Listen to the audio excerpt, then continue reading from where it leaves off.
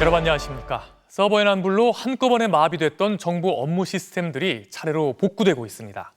모바일 신분증 서비스가 재개됐고 우체국 금융과 정부24 민원 서비스도 재가동을 준비 중입니다. 멈춰섰던 600여 개 업무 시스템 가운데 시민 생활에 밀접한 500여 개가 오늘부터 차례로 재가동에 들어가는데요.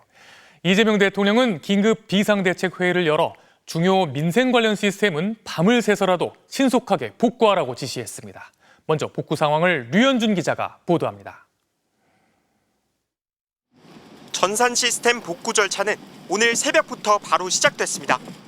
완진된 지 3시간 반 만인 밤 9시 반쯤 불에 탄 배터리팩 384개를 모두 밖으로 옮겼고 항온, 항습기도 새벽 5시 반쯤 모두 복구한 겁니다. 덕분에 아침 9시까지 보안 장비는 100%, 네트워크 장비도 50% 이상 복구해 작동을 시작했습니다. 오늘 중으로 647개 서비스 중 551개 서비스를 순차적으로 재가동하여 서비스 작동 여부를 확인할 수 있을 것으로 판단됩니다.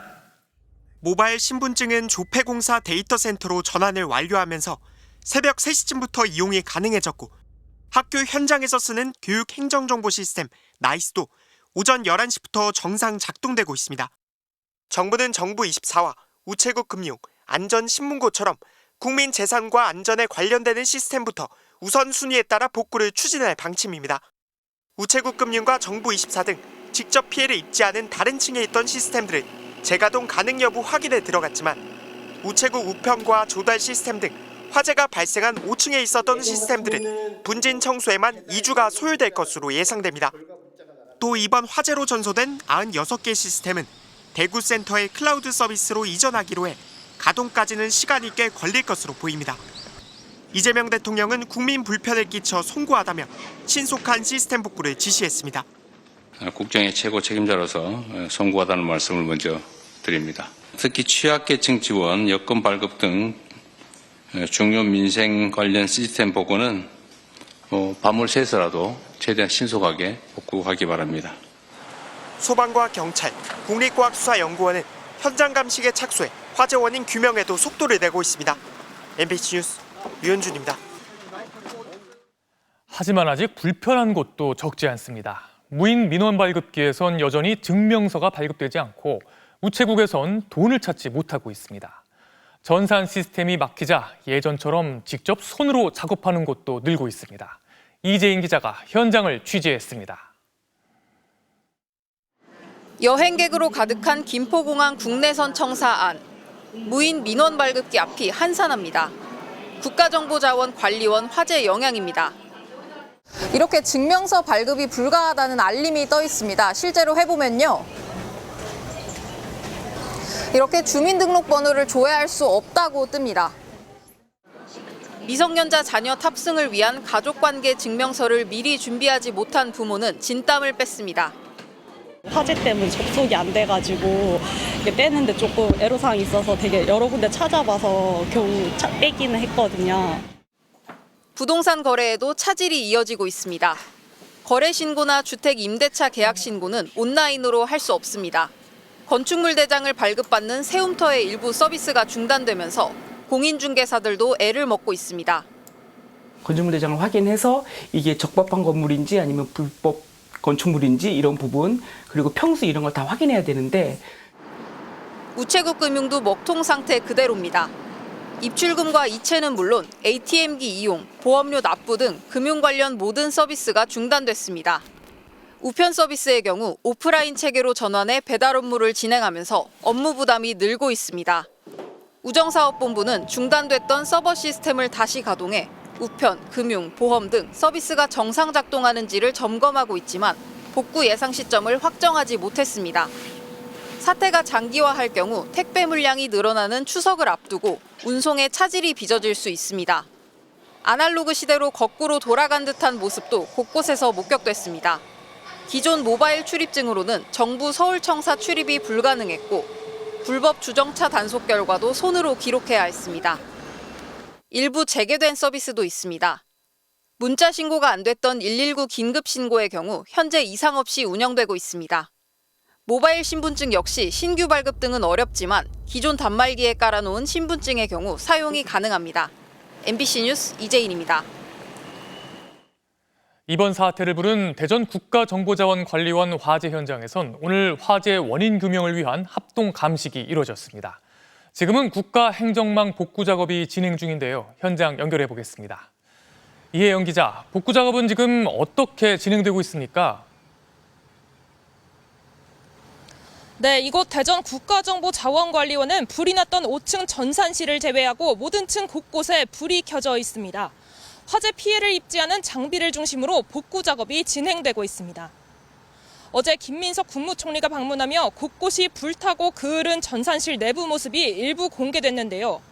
오늘 새벽 항온 항습기가 복구되면서 안전한 네트워크와 장비부터 차례로 기능을 점검하고 정상화를 진행하고 있습니다. 국정자원은 오늘 밤에도 밤샘 복구 작업을 이어갈 계획입니다. 또한 소방과 경찰, 국립과학수사연구원 등 합동 감식반은 오늘 오전 전산실 내부에 대한 광범위한 감식을 진행했는데요. 불꽃이 튀었다는 진술 등을 토대로 정확한 화재 원인을 밝힐 계획입니다. 지금 보관 중인 그 배터리에 대해서는 2일 정도 안정화 작업을 거친 이후에 국가수의 감정 의뢰 감정하도록 하겠습니다. 국회 행정안전위원회도 오전 이곳 화재 현장을 방문했는데요. 화재의 원인과 책임과 관련해 정부의 진상규명이 필요하다고 강조했습니다. 우리가 리튬 이온 배터리가 설치되던 과정, 그리고 그 과정에 전개되는 과정에서 충분히 그런 매뉴얼들이나 관리 규정들이 제대로 정비되지 않았던 것들은 확인했습니다. 전담 수사팀을 꾸린 경찰은 필요시 추가 합동 감식을 진행할 방침입니다. 지금까지 대전 국가정보자원관리원에서 MBC 뉴스 이혜연입니다. 화재 원인을 놓고는 다양한 분석이 나오고 있습니다. 특히 이번에 불이 시작된 배터리가 10년의 권장 사용 연한을 1년 이상 넘긴 노후 배터리였던 것으로 드러났는데요. 작업 중 부주의 가능성도 제기되고 있습니다. 박솔립 기자가 취재했습니다. 불은 리튬이온 배터리를 옮기는 과정에서 시작된 것으로 지목되고 있습니다. 배터리는 무정전 전원 장치, UPS에 탑재된 상태였습니다. 정전이 나더라도 기기가 꺼지지 않도록 안정적으로 전력을 공급하는 장치입니다. 배터리 제조사는 LG 에너지 솔루션. 2014년 8월 국가정보자원관리원에 배치됐습니다. 제조사가 배터리의 안전한 사용과 성능을 보장하는 내구 연한은 10년. 해당 배터리는 이를 1년 이상 넘긴 겁니다. 제조사 측은 10년 정도 사용하면 배터리가 노후화해 일반적으로 교체를 권고한다고 했습니다.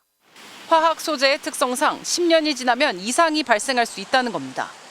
내구 연한을 넘겼다고 해서 당장 결함이 생기는 건 아닙니다. 지난 6월 제조사와 함께한 정기 배터리 점검 때도 이상은 없었습니다. 국가정보자원관리원은 매년 2차례 정기 배터리 점검을 하고 있습니다. 리튬 배터리를 지하로 옮기는 과정에서 문제가 생겼을 수도 있습니다. 전원이 연결된 상태에서 UPS를 분리할 경우 순간적으로 전압이 높아져 화재 위험이 있습니다. 국가정보자원관리원은 전원을 먼저 차단했다고 설명하고 있습니다. 전원을 끊었는데 40분 뒤에 보니까 불꽃이 튀면서 그렇게 이제 발화가 되었던 상황입니다. 배터리 외부 충격 가능성도 배제할 수 없습니다. 셀 자체를 직접 누르거나 하는 일은 없었을 거예요. 작업자가 떨어뜨렸을 수는 있죠. 그 일이 생각보다 자주 일어나거든요.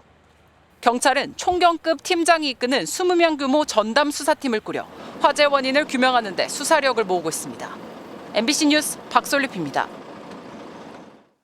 정부는 3년 전 이번 사태와 유사한 카카오톡 먹통 사태가 일어나자 재발을 막는다며 각종 대책을 내놨습니다.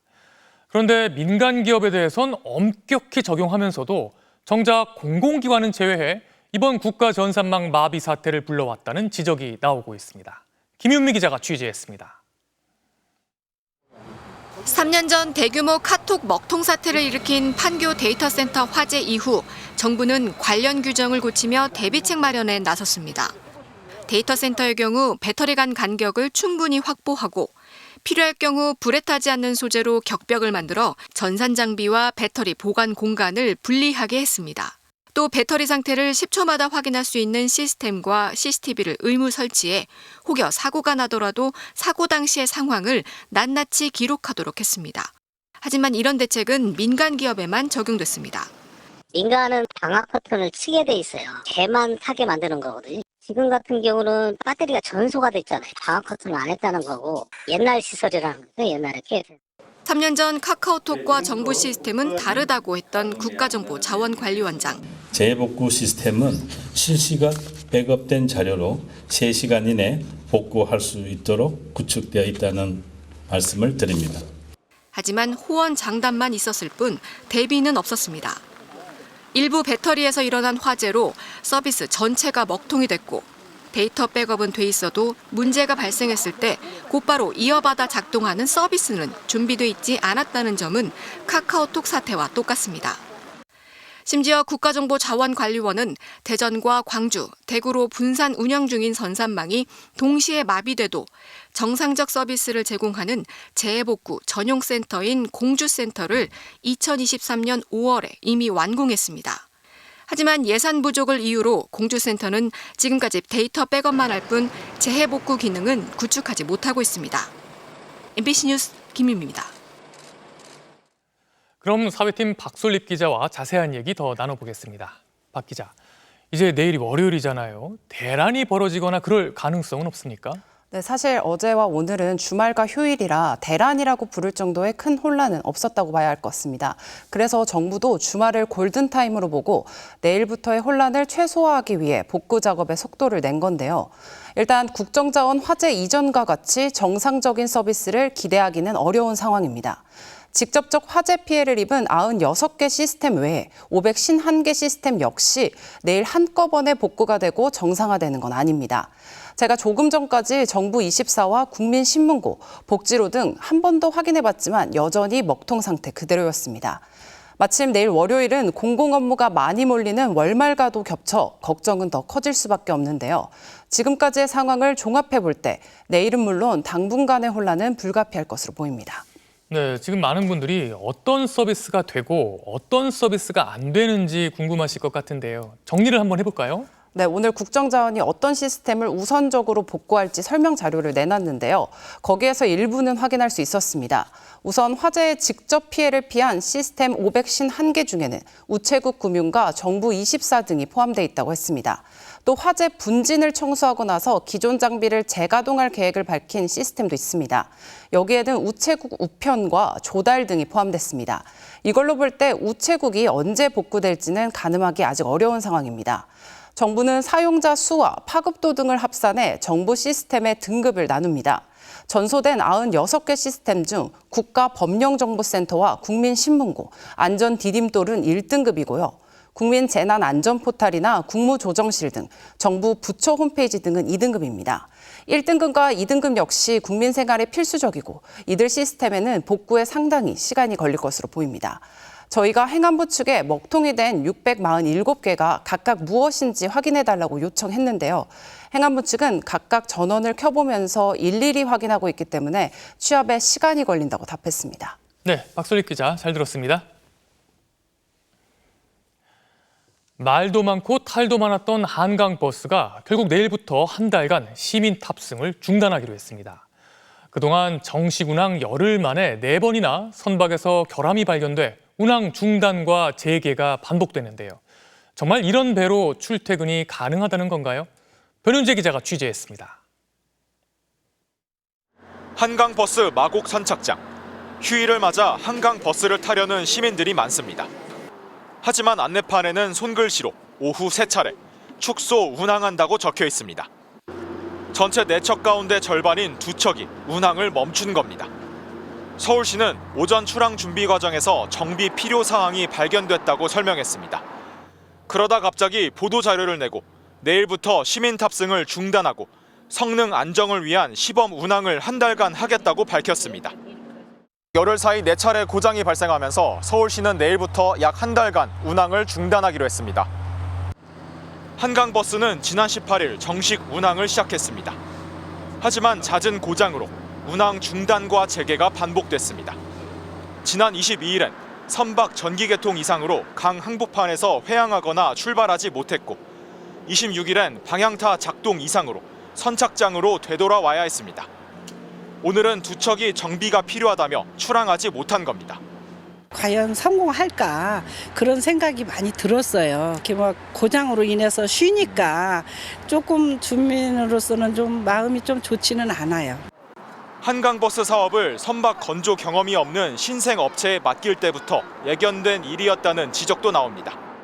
이 사업이 끝나면 그 과정 전체에 대해서 아주 강력한 감사를 실시할 예정입니다. 네. 해서 누구의 책임인지 네. 어떻게 이런 문제 있는 업체가 그때 당시에 선정이 됐는지를 명명백백하게 밝힐 생각입니다. 서울시는 시민 안전을 위한 불가피한 조치라면서 한 달간 점검 후 선박을 추가로 투입해 배차 간격을 줄여 시민 편의도 높이겠다고 했습니다. MBC 뉴스 변윤재입니다. 국민의힘이 지난주 대구에 이어 오늘은 서울 도심에서 또 장외 집회에 나섰습니다. 이재명 정권을 끝내자, 여당을 응징하자와 같은 거친 발언이 나왔고 극우 성향 지지자들도 곳곳에서 눈에 띄었습니다. 김세영 기자가 취재했습니다. 사법 파괴, 입법 독재라 쓰인 팻말들 사이 6.3 부정선거라 쓰인 깃발이 보입니다. 다른 한쪽에는 윤석열 전 대통령을 석방하라는 내용의 깃발이 있습니다. 국민의힘 장외투쟁 현장입니다. 송원석 원내대표는 여당을 응징해야 한다고 소리 높였고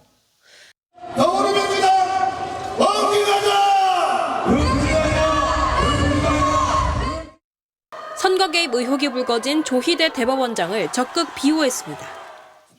조희대 대법원장 잘못한 거 하나도 없다는 것을 하늘이 알고 땅이 알고. 장동혁 대표는 이재명 정부를 끝내야 한다며 더 거친 발언을 쏟아냈습니다. 독재의 마지막 문을 열려 하고 있습니다. 이재명 정권을 끝내고 정권을 다시 찾아가야 합니다. 국민의힘은 자유한국당 이후 5년 8개월 만에 서울에서 집회를 열고 장외 여론전을 펼쳤습니다. 하지만 윤어게인, 부정선거 등을 주장하는 극우 성향의 지지자들의 따로 집회를 연 반중시위대까지 행렬에 합류하면서 극우화 논란은 지우지 못했습니다. 윤석열 대통령! 윤석열!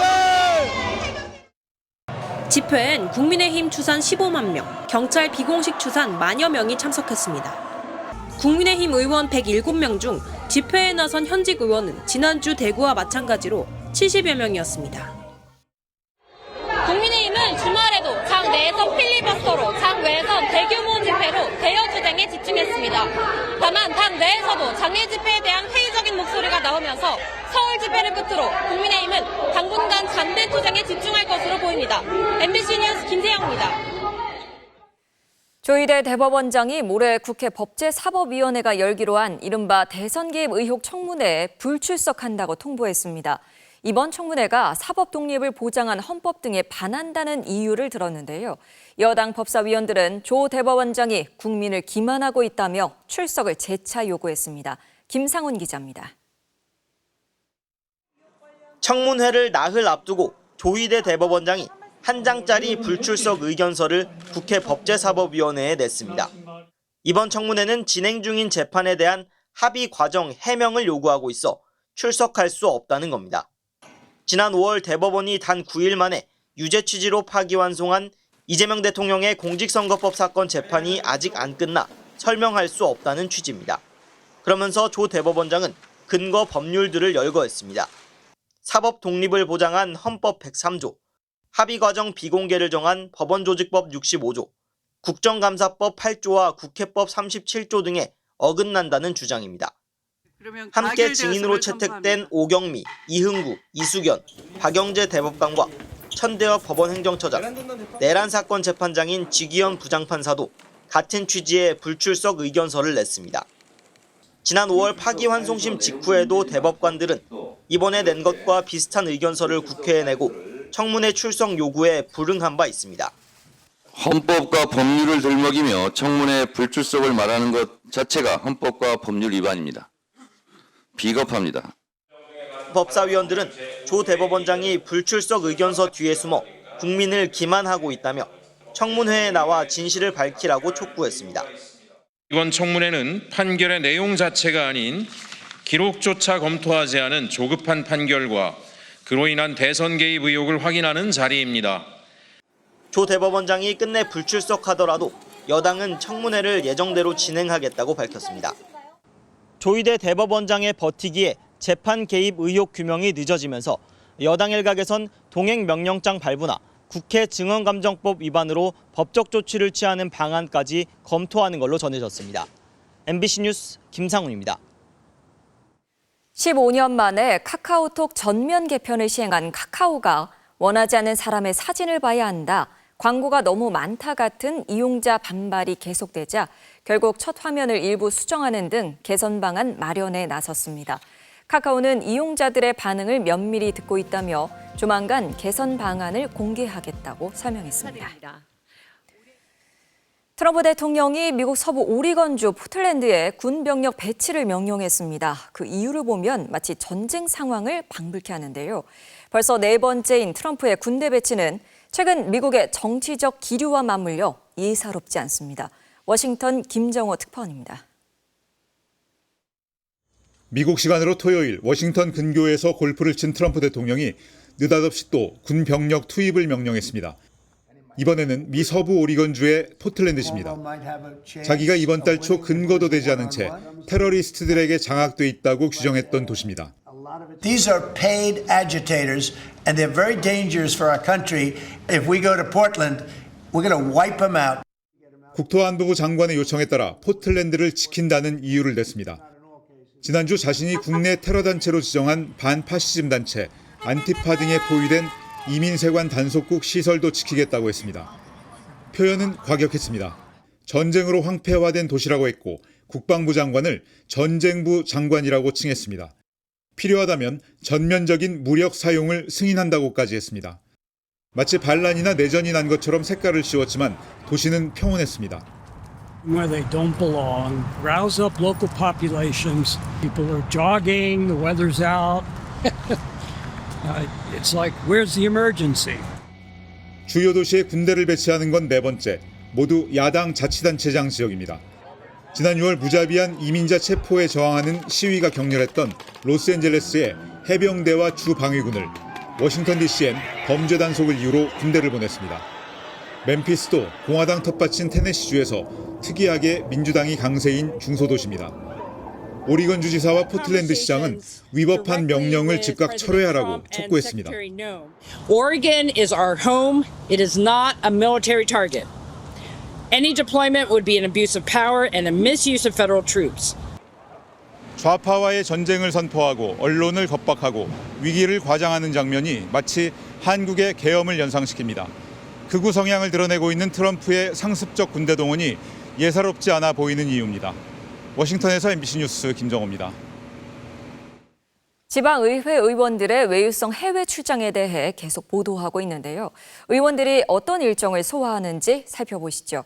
해외 기관도 방문하고 전문가도 만나도록 휴일을 피해 일정을 짜라고 권고하고 있지만 주말을 낀 일정이 많고 온통 관광지 일정입니다. 공태현 기자가 보도합니다. 미국 동부의 유명 관광지 나이아가라 폭포.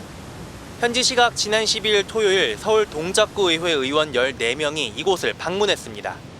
폭포 수력발전소와 옆에 있는 공원도 들렀습니다. 3만 송이 꽃으로 만든 지름 12m짜리 꽃시계가 있는 곳입니다. 폭포 하류 월풀도 일정표에 들어 있습니다. 물줄기가 급격하게 꺾이며 발생하는 거대한 검은 소용돌이 월풀을 관광하게 됩니다. 다음 날 일요일에는 뉴욕 센트럴파크와 타임스퀘어를 방문했습니다. 의원들 미국 출장 일정은 7박 9일. 월요일 출국해 목요일에 기관 방문은 끝났는데 토요일 나이아가라, 일요일 센트럴파크 등을 보고 현지에서 월요일에 비행기를 탄 겁니다. 주말 나이아가라 일정은 출장 심사 때도 문제가 됐습니다. 이번 출장에서 도시환경 개선 등 미국의 혁신적 지방행정 시스템을 배우겠다고 했는데 심사위원장이 나이아가라는 도심문화재생과 내용적으로 거리가 있다고 지적하자 의정 업무를 총괄하는 팀장이 조형물과 랜드마크 조성이 된 게 있어서 넣었다고 답했습니다. 출장을 다녀온 의원에게 폭포는 왜 갔는지 물었습니다. 우리도 앞으로 추적 발전에서 이런 관심 있게 바라보려고 한번 가자고 했던 거고. 주말에 더 머문 건 여행사를 언급하며 이렇게 답했습니다. 기간하고 재원 조달 문제가 있다 보니까 거기서 다 끼워서 이렇게 하다 보니까 어떤 저희가 이런 걸 잡을 수 없고. 지난달 서울 송파구의회 의원 10명은 11박 12일 일본 출장을 주말 나흘을 끼고 갔다 왔습니다. 주말 일정으로 온천마을인 유후인, 포장마차 거리 나카스, 하코다테 로프웨이, 노보리베츠 지옥계곡 같은 관광지 방문이 잡혔습니다. 지난해 국민권익위원회는 방문기관과 면담자가 없으면 사실상 관광에 해당한다면서 휴일을 포함한 출장 일정 편성을 피하도록 가이드라인을 만들어야 한다고 했습니다. MBC가 이번 9월, 10월 2달간 수도권 지방의회 해외 출장 일정을 살펴봤더니 총 74개 팀 가운데 주말이 이틀 이상 포함된 건 모두 42개 팀으로 절반이 넘었습니다. 의원들에게는 주말에도 꼬박꼬박 일비와 식비, 숙박비가 세금으로 지급됩니다. MBC 뉴스 공태현입니다.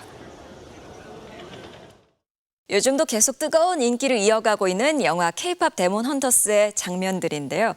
혹시 캐대언 8경이라는 말 들어보셨나요? 영화 K-팝 데몬 헌터스에 등장하는 서울의 명소 8곳을 뜻하는 말입니다. 이런 K-문화 열풍으로 한국을 찾는 외국인 관광객이 늘면서 올해는 역대 최대인 2천만 명을 넘어설 걸로 예상된다고 합니다. 이재은 기자가 현장을 둘러봤습니다. 경복궁이 한복을 입은 외국인 관광객들로 가득합니다. I think the architecture is very different to where I come from. 형형색색의 골룡포는 물론 갓을 쓴 외국인들도 곳곳에 보입니다. 우리 고유의 것들이지만 외국인들에게도 더 이상 낯설지 않습니다. I actually take a lot of information from TikTok. I love the hanbok. 궁궐과 박물관에 마련된 기념품 가게의 매출도 덩달아 급증하고 있습니다. 주로 서울의 랜드마크나 상징물 위주로 많이 찾으시는 편이고요. 실제로 그런 품목들이 인기가 많습니다. 외국인들이 쇼핑을 위해 즐겨 찾는 명동거리는 평일 낮에도 사람들로 북적입니다. I watched a lot of Korean dramas and then it's been on my bucket list ever since I was like maybe 12 years old. 외국인 관광객을 사로잡기 위한 팝업 매장이 곳곳에 들어섰고 매장 안에선 요즘 인기가 뜨거운 한국 화장품을 발라보는 관광객의 모습도 눈에 띕니다. I also really like K-pop and I also love the food and I'm a really big fan also of the culture. 외국인 관광객들이 늘어나면서 한때 50%를 넘었던 명동 공실률은 최근 10분의 1 수준까지 떨어졌습니다. 올 상반기 우리나라를 찾은 외국인 관광객은 약 880만 명. 이 추세가 그대로 이어진다면 올해 한국을 찾는 외국인 관광객은 역대 최대인 2천만 명을 넘어설 것으로 예상됩니다. Just the city in general, it's so light and everyone is so friendly here. 기대 관광 수입만 29조 4천억 원, 국내 소비도 2.5%포인트 늘어나 가뜩이나 어려운 내수 경기에 큰 도움이 될 것으로 전망됩니다. MBC 뉴스 이지은입니다. 잠시 뒤 뉴스데스크 이어 방송되는 탐사기획 스트레이트에서는 지난해 6월 국민권익위원회 전원위원회에서 김건희 씨 명품백 수수 사건을 무혐의 종결 처리하기 직전 상임위원들이 모여 사실상 미리 결론을 정했다는 의혹에 대해 보도합니다. 또 12.3 계엄 당시 동원됐던 북파 공작원들의 진술 내용을 통해 정보사령부 개혁의 필요성을 집중 조명합니다.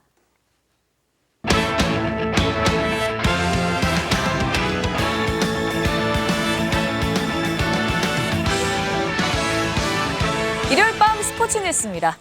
LAFC 손흥민 선수가 2골을 폭발시키며 리그 4경기 연속골을 기록했습니다. 입단 후 8경기에서 8골을 기록하는 절정의 골 감각을 자랑했는데요. 박재훈 기자입니다. 교민들의 응원 속에 대표팀 후배 정상빈과 선발 맞대결을 펼친 손흥민. 전반 종료 직전 손흥민은 상대 진영을 휘젓는 드리블에 이은 깔끔한 슈팅으로 골망을 흔들었습니다. 리그 7호 골로 4경기 연속 득점에 성공한 뒤 찰칵 세리머니를 선보였습니다. 후반에는 더 펄펄 날았습니다. 전매 특허 가마차기는 살짝 골문을 비껴갔지만 후반 15분 남다른 득점 본능을 뽐냈습니다. 상대 선수 4명 사이에서 탈압박에 성공한 뒤 동료에게 패스를 찔러준 손흥민은 스피드를 끌어올려 어느새 공격에 가담했고 페널티 박스 안에 수비 6명이 있어 빈틈이 안 보였지만 상대 골키퍼도 손쓸 수 없는 곳을 정확히 찔렀습니다. 유슈팅 2개를 모두 득점으로 연결한 손흥민의 멀티골과 부안가의 리그 23호 골을 앞세워 LAFC는 3대0 완승을 거두고 4연승을 질주했습니다. 특히 흥부 듀오 손흥민과 부안가는 최근 6경기에서 팀의 17득점을 모두 책임지며 메이저리그 사커 역사를 새로 썼습니다. Depend it only two players scoring goals. I don't think that's the case. Those two are just finishing the chances. 손흥민은 경기 후 세인트루이스 정상빈과 사진을 찍으며 코리안 더비를 기념했습니다. MBC 뉴스 박지웅입니다. K리그에서 11위 제주가 난타전 끝에 수원FC에 패해 분위기 반전에 실패했습니다. 역대 한 경기 최다인 4명이나 퇴장을 당하는 불명예를 안았는데요. 송기성 기자입니다. 전날 성적 부진으로 김학범 감독이 사임하면서 분위기 반전이 필요했던 제주. 수원 사박에게 오버헤드킥 선제골을 내준 뒤 수비수 송주훈이 팔꿈치로 사박을 가격하며 퇴장을 당한 데 이어 페널티킥 골까지 허용하는 악재를 맞았습니다. 제주는 남태희의 환상적인 프리킥골로 전반을 동점으로 마친 뒤 3대2로 뒤진 후반 36분에도 신상은의 그림 같은 동점골로 맞섰습니다. 하지만 후반 추가 시간 수원FC에게 한 골을 더 내주며 패색이 짙어진 순간 제주 골키퍼 김동준이 페널티 박스 밖에서 손을 사용해 다이렉트 퇴장을 당하면서 추격의 분위기는 차갑게 식어갔고 이미 경고가 있던 수비수 안태현마저 코너킥 판정에 항의해 공을 밖으로 차버려 또 그라운드에서 쫓겨났습니다. 여기에 벤치에 있던 이창민마저 흥분을 참지 못하고 스로인을 막으려던 사박을 밀어버려 또 레드카드를 받았습니다. 제주는 역대 한 경기 최다 퇴장팀이라는 불명예까지 쓰며 11위에 머물렀고 승점 3점을 얻은 수원FC가 9위로 올라서면서 울산이 강등권인 10위로 내려앉았습니다. MBC 뉴스 송기성입니다.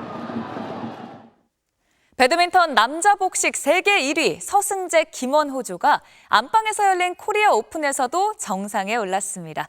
올해만 8번째 국제대회 우승인데요. 홈팬들의 뜨거운 응원을 등에 업은 서승재 김원호조. 첫 게임부터 10번의 동점을 주고받은 끝에 따낼 만큼 결승전은 치열했는데요. 두 번째 게임에서도 물샐 틈 없는 수비로 기세를 올립니다.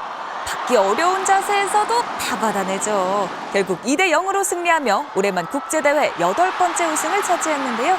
3천여 홈팬들에게도 좋은 선물이 됐겠네요. 리그 오브 레전드 챔피언스 코리아 LCK 결승에서 젠지가 한화생명을 꺾고 우승을 차지했습니다. 일요일 밤 스포츠 뉴스였습니다.